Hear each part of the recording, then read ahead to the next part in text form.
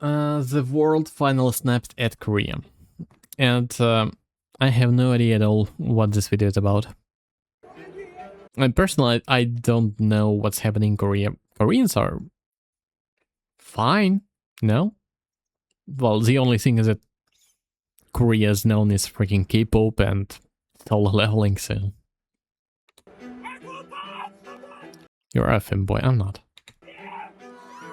Southeast Asia stopped taking orders, and a K-pop concert in Malaysia lit the match. Wait, what? Southeast Asia stopped taking orders, and a K-pop concert in Malaysia lit the match to a powder keg. January 31st, 2026. Day 6 played at KL. The venue bans large professional camera lenses, but some Korean fans ignored the rule and brought them anyway. Malaysian fans call it out, and a small argument starts on X until it stopped being small. Korean Always X. fans escalated. They say Southeast Asians have no culture of their own, that they're dependent on K-pop, and if they don't like it, they should stop listening. So Indonesian What? fans clapped back with Nana, their own group, built outside the Korean system. So Korean fans looked up Nana's music video and saw a rice field, and they called it Rice Civilization. That's when it crossed a line. Indonesian and Malaysian fans united, Vietnamese and Thai fans piled in, because rice fields are culturally significant across the region. And when Korean fans couldn't win the argument on X, some started mocking how Southeast Asians looked, comparing them to apes. Backlash went global, and Southeast Asian users on threads rallied for days. Western and African and other Asian countries chimed in, not on Korea's side.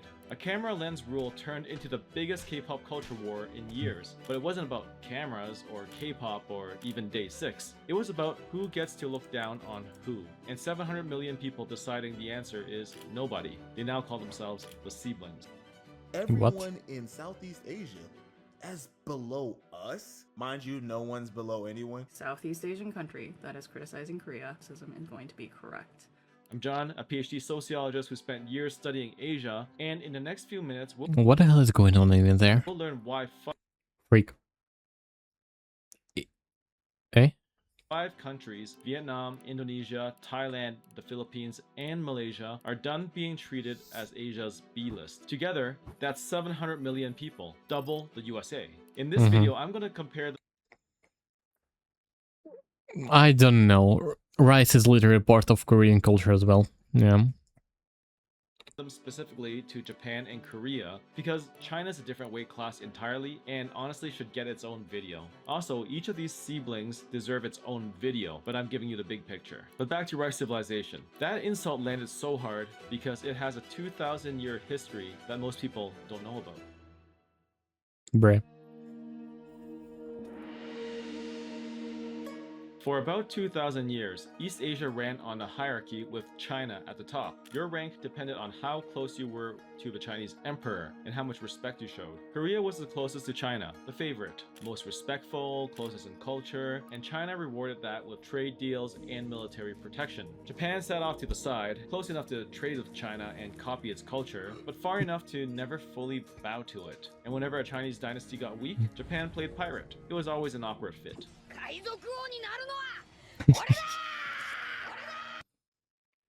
Southeast Asia was on the outer edge. Old kingdoms like Siam and Majapahit sent gifts to China, but only when it suited them, just enough to keep the trade routes open. The system reached them, but it never owned them. So let's call it the pecking order. What? But Southeast Asia had its own system that most people have never heard of, the mandala system. Power radiated from different centers, overlapping, always shifting, and kingdoms like Srivijaya, Majapahit, and Ayutthaya sent tribute to China the way you send a Christmas card to your boss Karen, politely, strategically, but without really meaning it. The tributary system was a story Beijing told itself about how the world worked. Before Bangkok or Jakarta, they were mostly just doing their own thing. The official tributary system died in 1912 when the Qing fell, but the ranking in people's hearts didn't. Japan rebuilt first in the 1950s and 60s, and became the world's second largest economy. Korea followed in the 70s and 80s and got the moniker the Miracle of the Han River. Taiwan, Hong Kong, and Singapore joined Korea to form the Four Asian Tigers boy band. Meanwhile, Southeast Asia stayed in the cheap labor tier. Same old ranking, just this time wearing t-shirts and jeans. That was the pecking order for decades. But something's been happening to the countries at the top. The boy band is aging. Japan grew less than 0.5% last year, and its population is projected to lose the equivalent of Canada's entire population by 20. I mean, Japanese pirates or Wako pirates always raided the coast of Asia in general, and China still had a massive influence on Japan, so I don't really get the point of this. Like, kanji is literally Mandarin. Well, kanji is just a part of the Japanese language. It's, yeah.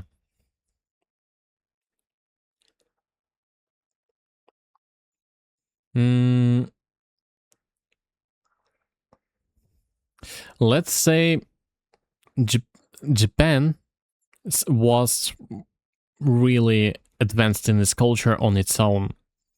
That's why it could possibly compete with China at the time, but it was way smaller. But as far as we know, what happened in between 1940s and 1945, yeah, there was a point in time when Japan clearly dominated above China. 70. Korea managed 2% growth, and its birth rate, not even one baby per woman, at approximately 0.72 to 0.8. It's the lowest on Earth. The population is shrinking, and nothing the government has tried has... Hang on a second, my phone died. Gotta switch my ringing. Tuntun Sagur, wait a second.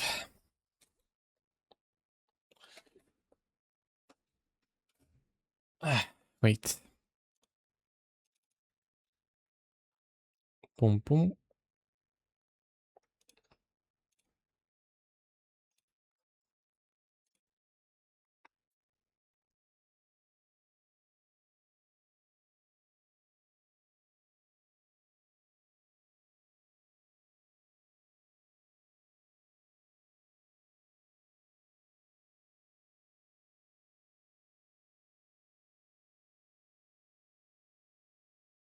fixed it. So the gap is closing both ways, with Southeast Asia rising while Japan and Korea are slowing down. And there's a generational split that reframes everything. The 1997 Asian financial crisis hit everyone. Indonesia's economy shrank 13% in a single year. Thailand's currency collapsed and dragged the rest of the continent down with it. That generation carried the trauma. They were grateful for any foreign money that showed up and careful not to push back. But the generation running the startups and TikTok accounts was born after that. They grew up watching Southeast Asia build, not collapse. The old hierarchy said Southeast Asia was the cheap labor of 5 countries.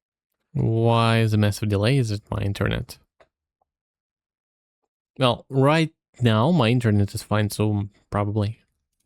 Found 5 different ways, and none of them copied each other. And when Korean fans call it rice civilization, they were looking for a hierarchy that's 2,000 years old. The 5 countries we're about to look at are dismantling it in real time. Vietnam went first. 5:47 a.m. in Bắc Ninh province. Lin clocks in at Samsung's biggest smartphone factory, part of an operation employing nearly 90,000 workers across Vietnam that accounts for more than 1 in every 8 of the country's export dollars. She's 26, earns roughly $350 a month, and sends part of it home to her parents in Thanh Hoa. Her mother worked a rice paddy, but Lin assembles circuit boards for a phone that sells for more than her monthly salary. Bac Ninh used to be known for rice fields and folk songs. Now it's one of Vietnam's busiest industrial zones, because the factories that used to run in China are moving south. And it's not just Western companies trying to avoid Chinese tariffs. Chinese manufacturers are moving out too. A plastics company out of Dongguan was told by its clients, no Vietnam base, no new orders, because the math is simple. Vietnamese factory workers earn about $3 an hour. In China, it's more than double that at around $6.50. And foreign investment into Vietnamese manufacturing hit over $25 billion in 2024. Vietnam's economy grew about 8% in 2025. And you can see where that growth is coming from. Over $100 billion in electronic exports. You got Samsung, Apple, Intel, and Foxconn all running major production out of the country. 2 out of every 3 AirPods on the planet are projected to be made in Vietnam. So is 1 in 5 iPads and Apple Watches. So it's not just one company. This whole thing is a national pattern. But this generation isn't happy assembling other countries' products forever. The Vietnamese government started picking which factories to let in. High-tech and semiconductor companies got fast-tracked. Low-value factories got turned away. And then there's VinFast, a Vietnamese EV company not assembling for someone else, but exporting its own cars. Samsung uses cheap labor. Who would have thought? The Koreans rely on their rice cultures. They made fun of. Damn, the irony. Yeah. To the US and Europe. Auto deliveries more than doubled in 2025. E-scooter sales went nearly 5 times over. Lynn's mother worked a rice paddy. Lynn assembles phones. Her fiance builds AirPods down the road in Haiphong. They're planning to get married and have 2 or more kids. And they've heard how Japan is only hitting about 0.7 kids from a video here, but don't really understand why. Isn't Japan supposed to be well off? Now Lynn isn't real, but that story is playing out across Baeknin and Haiphong right now. Lynn isn't angry at Korea. She hardly thinks about Korea until something like Day 6 blows up on her feed between shifts. Then she has an opinion, and then she moves on because she has factory work to finish. Quick plug, if you like these types of deep dives, please like and sub. Vietnam has choices now and is choosing which investments to reject. These countries aren't grateful just to be invited anymore, they're setting the terms. And Indonesia took that logic further than anyone, and it told the entire EU to go away.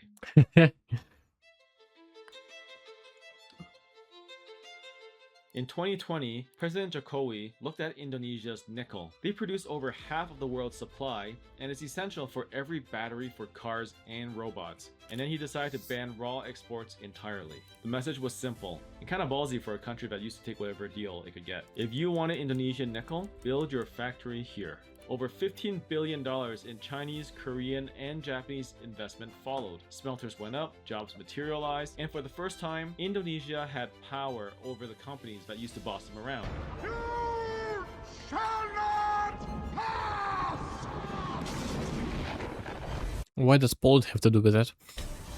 The EU threw a tantrum and took Indonesia to the World Trade Organization. A panel ruled against Indonesia, and Indonesia's response was I was joking. Oh, if you ask. basically, we don't care. I'm here to tell you right now, we don't care. Let me tell you, we don't care. Before the ban, Indonesia earned about $1 billion a year from nickel. After it, nearly 21. I mean, Korea and Japan have massive problems with childbirth because of work culture and its overload on the private life of the workers. Also, everything is expensive. Personally, I think Japan is kinda cheap, but well, they earn about $1,500 per person. Well, everything except of their houses, specifically in Tokyo, is relatively cheap. But yeah, work culture in Japan is really freaked up. As a term.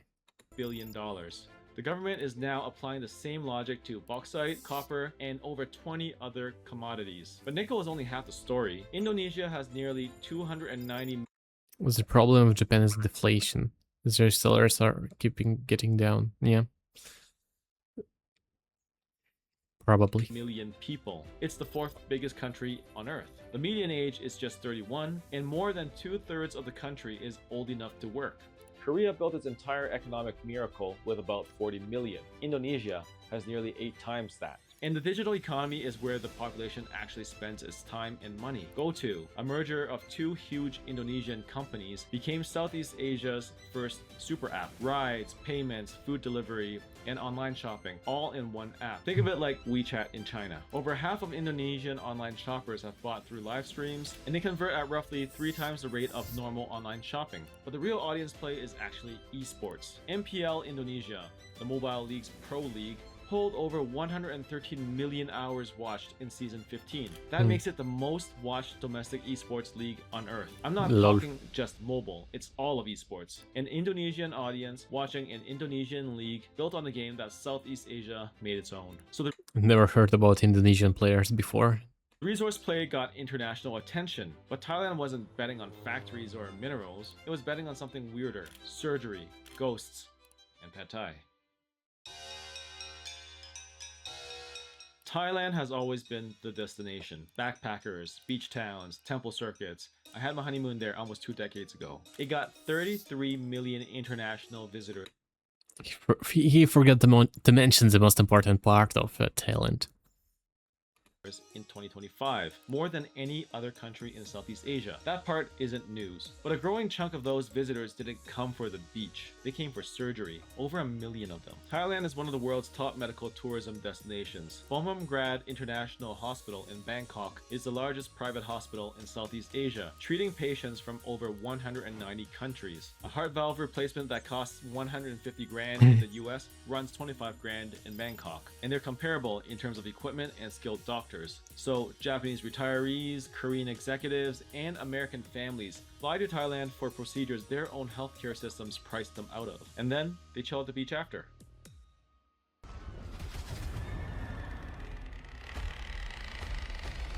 Thailand also exports nightmares. The Thai horror export is a completely different aesthetic, and like K-drama, Netflix has been a huge distributor. Shudder in 2004, P-Back in 2013 at $33 million gross. The Medium in 2021, all rooted in Buddhist beliefs about spirits, karma, and the afterlife. The Thai word for ghost is Bi, and there are dozens of types. Bi-pop, that possess the living, Bi-klasu, floating heads with trailing organs at night. It comes from a completely different belief system. So when Netflix puts Thai horror in front of a global audience, it's selling a whole belief system that most Western viewers have never seen. So it's fresh and it stands out.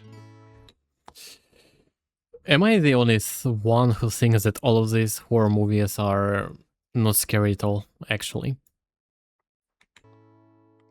And then there's food. In 2002, 20 years before Korea started pushing Korean food worldwide, the Thai government launched Global Thai. The pitch? Put a Thai restaurant in every major city on earth. It worked. There are almost... There's no freaking Thai restaurant in Luxembourg. 7,000 Thai restaurants in the US alone, built from a Thai-American diaspora of just 300,000 people. That's one of the highest cuisine to population ratios of any ethnic food in America. And Thai cuisine beat K-drama to the punch. Pad Thai and green curry had a 20-year head start. And the Thai government isn't hiding the playbook. They're spending over 5 billion baht on culture. They built a new You aren't good enough in Luxembourg then? agency for that, and their One Family, One Soft Power program aims to train 20 million Thais by 2027. Wait, I have to search this. Wait, how do I do that without doxing myself? Thai restaurant, Luxembourg.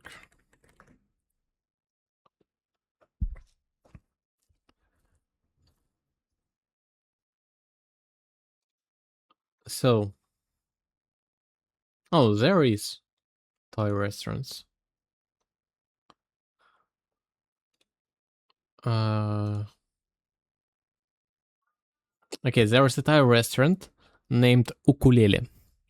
It doesn't sound really type to me. Mont Saint-Lambert.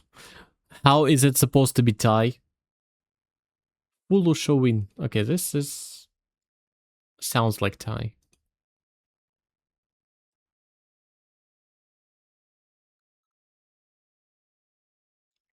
Wait, I have to show it to you. Somehow. Bum bum bum. Bum bum. You could just look up in your phone. No, it's off right now, since I was rigging my face with my phone, and now it's that. It's charging. And it's kind of too far away for me. Does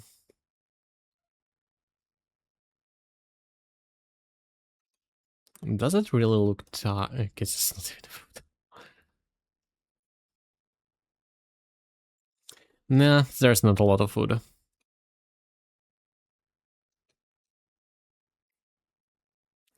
Well, the best experience to eat Thai food is to go to Thailand. For sure. Whatever. studied the Korean playbook, and then they wrote their own. But the next country we're looking at didn't need a playbook, because its soft power has been running for over a century. Japanese. Wait. Philippines? Huh? 3:14 a.m. in a hospital outside Houston. Grace checks the IV drip on a post-surgery patient, logs vitals, and moves to the next room. She's been on her feet for 9 hours now, and during her 15-minute break, she opens her phone and sends $400 home to Leyte, her mother's medication, her niece's school fees, and a little extra for the house they're rebuilding after the last typhoon. Grace is one of roughly 130,000 Filipino nurses working in American hospitals, and Filipinos make up 4% of the US nursing workforce while being 1% of the population. Like Lynn, Grace isn't real, but that ratio is essential, underpaid, and everywhere. You don't. The Philippines is one of the only countries with an entire government department dedicated to sending its own citizens overseas. It's called the DMW, Department of Migrant Workers. And they have over 2 million deployed in 2023 alone. Nurses in America, domestic helpers in Hong Kong, construction workers in the Gulf, and seafarers. 1 in 4 of the world's merchant mariners is Filipino. Roughly 470,000 people crewing tankers and container ships across every ocean. 90% of global trade moves by sea, and a quarter of the people moving it are from this one country. And the people export scales way beyond manual labor. The Philippines is the world's call center capital. Nearly 2 million BPO workers, pulling in over $40 billion a year. Virtual assistants working for $400 to $700 No, I don't. a month versus $4,000 or more in the US. But cost isn't really why they win. There's a Filipino word for it, malasakit. It means genuine care that goes beyond what's required, like spending 10 minutes more making sure your phone is working right. Cost cutting wins you the contract, but malasakit, that wins you the repeat business. The reason the Philippines dominates English language services over Indonesia or Vietnam goes back 125 years. Yeah? And it starts with a ship. In 1901, 600 American teachers sailed into Manila Bay on the USS Thomas and built an English language school system from scratch. Add 350 years of Spanish rule. That made the Philippines the only Catholic country in Asia. On top of that, add a US immigration law from 1965 that opened the door. And there's even more stuff before that. And then you throw in all the small stuff, like Spanish last names, American first names, the Catholic faith celebrating Christmas and Easter. For Western employers, Filipinos just feel familiar. No other Southeast Asian workforce comes close. And now the diaspora, which is a fancy word for dispersed people, that is built for labor is distributing culture. In a video shared by the MTV Europe Music Awards, the group's leader Joanna thanks the award-giving body for the recognition. Beanie won MTV EMA Best Asia Act, the first Filipino group to take the award. And they also took Break2do's International Breakthrough Artist over Chappelle Roan and Benson Boone. SB19 beat Stray Kids and TXT for Break2do's international male group. And then you throw in Filipino Americans like Joe Coy with 5 and counting Netflix specials. The machine pushing them wasn't a sole agency. I know this guy. It was Filipino communities in LA, Dubai, Toronto, and Sao Paulo. 10 million people already in every major city on Earth, averaging close to 4 hours a day on social media, which is among the highest in the world. So Korea built its pop culture industry from the government down. The Philippines is doing the opposite, from the ground up, powered by diaspora. The Philippines doesn't export products, it exports people. And every one of those... It sounds so awful, this line. So wrong. 130,000 nurses working. Yeah.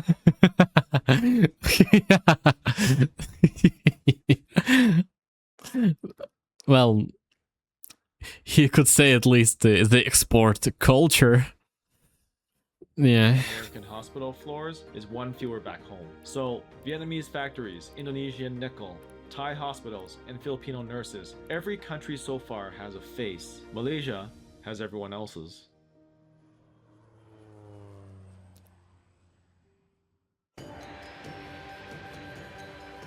Malaysia has a bit of everything. Semiconductors in Penang, over 50 global firms handling 13% of the world's chip testing and assembly. But the Philippines are based, yeah. I heard about one Filipino streamer, Vtuber, that got into drama recently. I guess her name was Dema or something like that. Palm oil plantations feeding roughly a quarter of the world's supply. a state oil company, Petronas, that has been on the Fortune Global 500 for years. And Kuala Lumpur, KL, runs the world's largest Islamic finance hub, over $600 billion in banking products designed to follow Islamic law, serving Muslim markets from Jakarta to Jeddah. So yeah, Malaysia does factories, it does commodities, it does finance, but none of that explains the number that turned heads in 2024. Over $30 billion in data center investment landed here in a single year, triple the year before. For your consideration, the Jericho.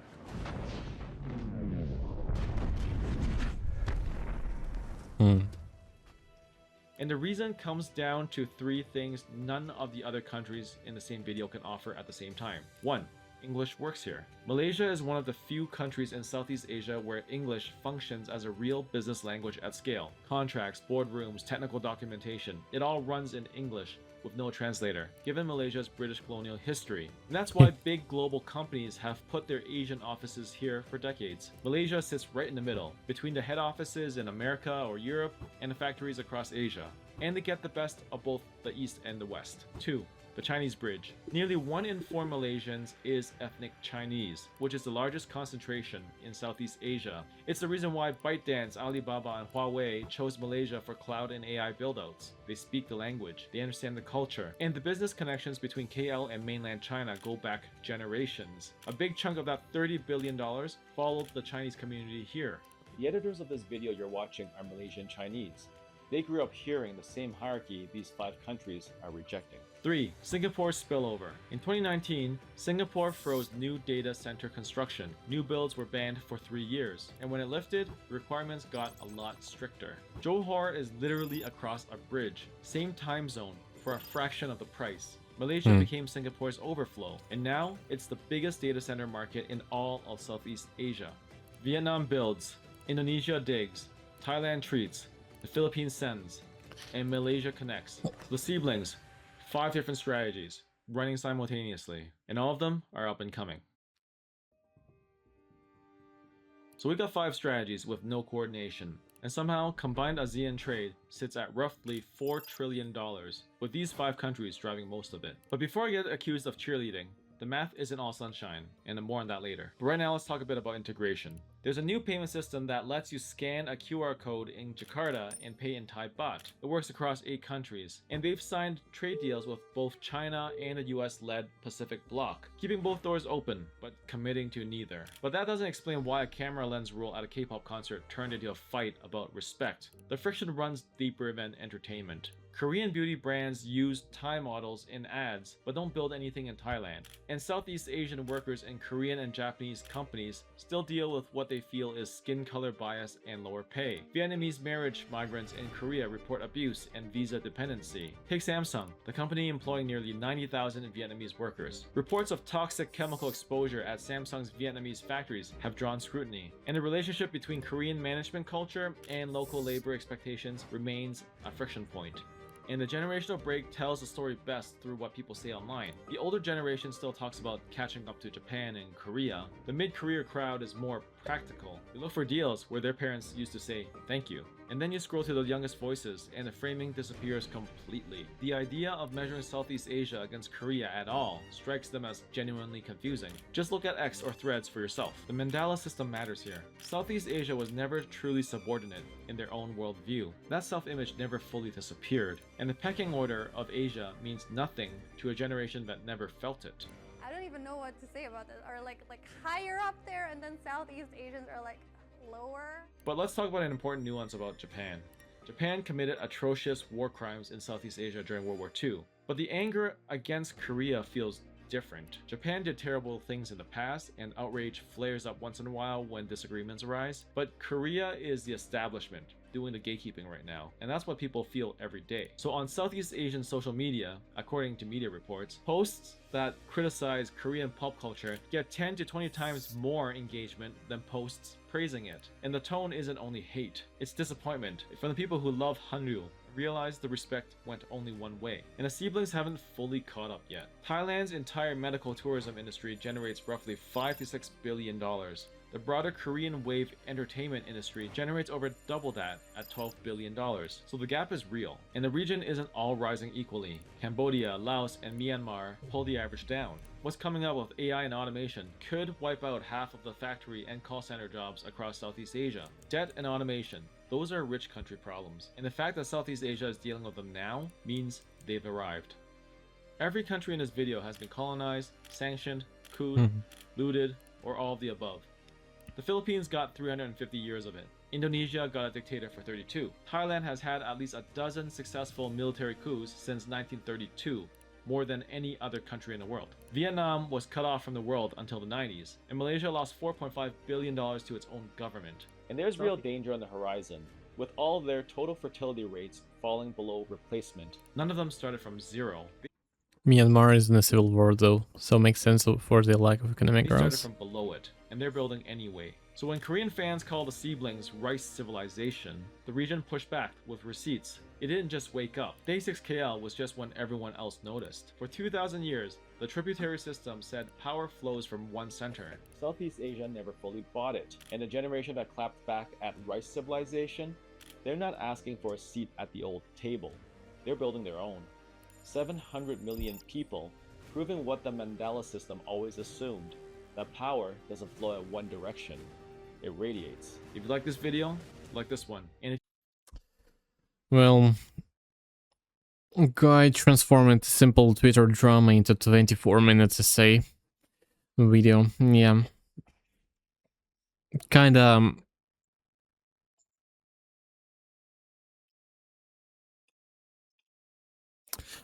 well, yeah. The Civil War is also old as fuck, it's like 30 years or so.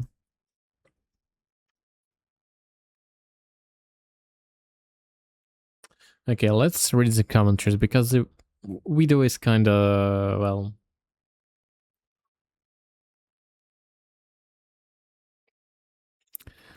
some random guy called...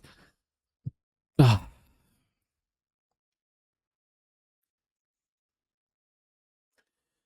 country where getting plastic surgery is practically a national sport is out here calling other people ugly.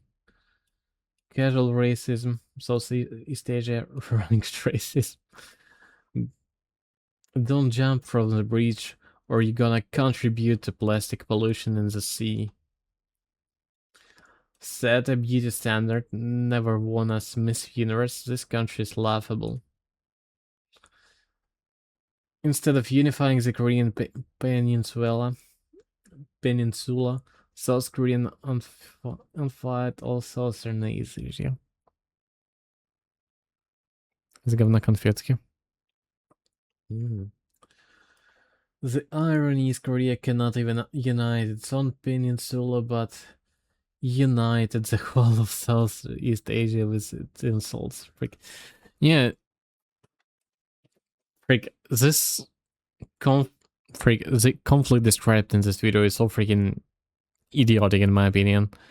So there was, it wasn't even official opinion of official political opinion of South Korea. So basically there was an idiot on Twitter that called that, well, clearly a racist, called other people or Asian people rice countries or whatever, and now everybody on this comment section at least hates Korea because, well, for what? For racism? The whole country? That's why I don't really like this type of content.